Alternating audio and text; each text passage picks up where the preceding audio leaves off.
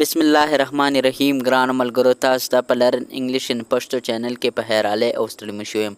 ملګرو په نننی کلاس کې مستاسو د پاره اپوزیټ ورډز راولي یعنی اپوزیټ څه ته وي دا تاسو ته مخ کې هم زده کړی دي دا وی اپوټا الفاظ ته یعنی چې یو ورډ د هغې به ولټه سي لکه اوس مثال خبره موږ څه پیلنی ورډ راسه دی ایکسپنسیو څه ته وي دا یو ګران ته وي یعنی مثال خبره ته یو سیز والی یو کور والی یو گاړی والی یعنی په ډیرو پیسو یې والی نو دې ته وي ایکسپنسیو د دې ولټه څه دی هغه دی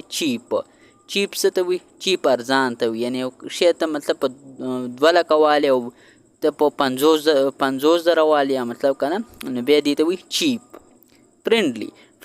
څه ته وي دا وي مطلب دوستانه یعنی چې یو دوه ملګري که نه هغو چې خپل منځ کې کم ګپ لګوي نو هغې ته موږ څه ویلی شو فرینډلی خو د دې چې کوم ولټه دی هغه دی هاسټایل یعنی هاسټایل څه ته وي دا موږ دې ته ویلی شو چې مطلب یو غصه مطلب هاسټایل اصل کې وي غصه یعنی مطلب یو بل دشمنان هم ورته ویلی شي یا مطلب یو بل سره تیز ها فل څه ته وي یو شی ډک یعنی و دا سیز د هر څه نه ډک دی که نه نو دې ته تاسو په انګلیش کې ویلی شئ پول او د دې چې کوم اپوټه دی هغه دی امټي یعنی امټي څه ته وي امټي وي خالی ته یعنی کله چې یو سیز د څه نه خالي اوس مثال خبره تا سره پیلی در سره هغه د چی نه خالي ده نو دې ته هم ته امټي سمپل ویلی شي جنریس څه ته وي مطلب جنریس دا موږ دې ته وایي چې مطلب یو هغه کس ته موږ ویلی شو چې کم کس ډېر سخاوتي یعنی د الله په لاره کې مطلب ډېرې پیسې ورکوي او بل دی موږ سره سټینګي موږ څه ته وایي شوم ته وایي یعنی چې بالکل پیسې چاله نه ورکوي بل موږ سره دی ډیپ څه ته وایي ډیپ چې کومه دی دا موږ جوور ته وایي اوس مثال خبره دا کس دا ما تصویرانو لپاره تصویران خو مې پکې راولي ځکه چې تاسو سب کې هېڅ قسمه مسله نه او که دا واړه ماشومان هم ګوري نو هغو دا ډېر په اسانه طریقې سره زده کولی شي د دې نه د زده کړې اسانه طریقه بله نشته نو ډیپ چې کومه دی دا جوور ته وایي یعنی مثال خبره دا کس د اوبو ته وردانګلي که نه نو دې ته څه ویلی شي ډیپ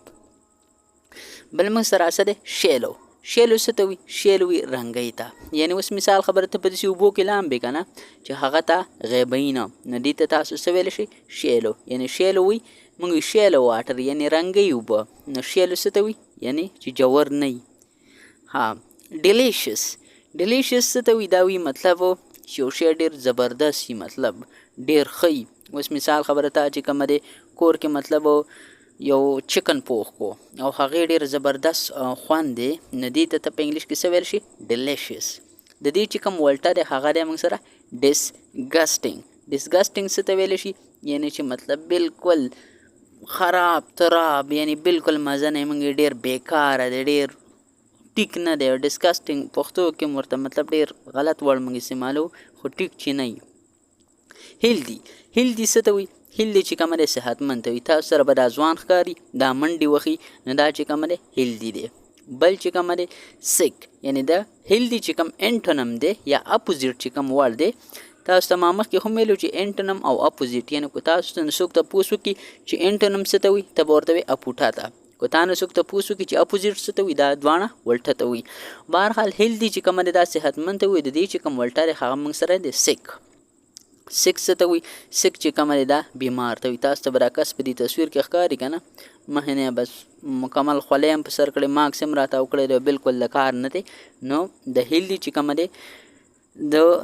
کومه دی انټونم دا دی موږ سره سک چې کومه دی دا چې شی دی دا داسې نه دی صرف دا مطلب د هیلدي چې کومه دی سک دا انټونم دی او د سک هم چې مطلب تاسو سره سک څوک راولي که نه چې د دې انټونم څه دی نو ته به ورته هیلدي کو هیلدي درته راولي چې د دې انټونم څه دی نو ته به ورته څه سک ملګرو نو زه امید کوم چې انشاءالله تاسو په دې په اسانه طریقې سره پوه شوي نن زه کلاس ته ریډي هم نه وم ځکه چې څنګه کو تاسو ته هم پته وي چې ارشد ندیم چې کوم دی هغه د پاکستان لپاره ګولډ میډل وګټلو دا پاکستان کې په دویم ځل باندې مطلب دا ګولډ میډل ګټلی دی 32 ساله 1992 کې مخکې یو کس ګټلی په بل څه کې هغه ګټلی نو هغه ګولډ میډل پاکستان ګټلی او دا ارشد ندیم وګټو ځان له نو دا پاکستان لپاره او مطلب د گیمز لپاره مطلب د پروموټ کولو یو ښه طریقه ده ځکه چې کله گیمز کېږي نو بیا به ټیرریزم دهشتګردي غلاګانې وغیره به نه د خلکو سوچونه به ټیک نو دا ګیمونه زموږ دپاره ډېر ښه دي ملګرو کو چېرته تاسو ته په څه کې مسله نو ماته کمنټ سیکشن کې کمنټ وکئ، نو انشاءالله زه به تاسو له ریپلای در کوم. او زما کوشش شي زه ستاسو لپاره هر ټیم کې کلاس تیار کړم، یعنی نن خو ما تیار کو، خو بهرحال تاسو کلاسونه تر پایه پورې ګورئ. ملګرو نننی کلاس زموږ پای ته ورسېدو، انشاءالله تاسو سره به په یو بل نوي کلاس کې ملاقات کیږي. تر هغه وخته پورې مال اجازت راکئ. ما په خپلو دواګانو کې یاد ساتئ او د خپل ځان خو ډېر ډېر یاد ساتئ. د الله په امان.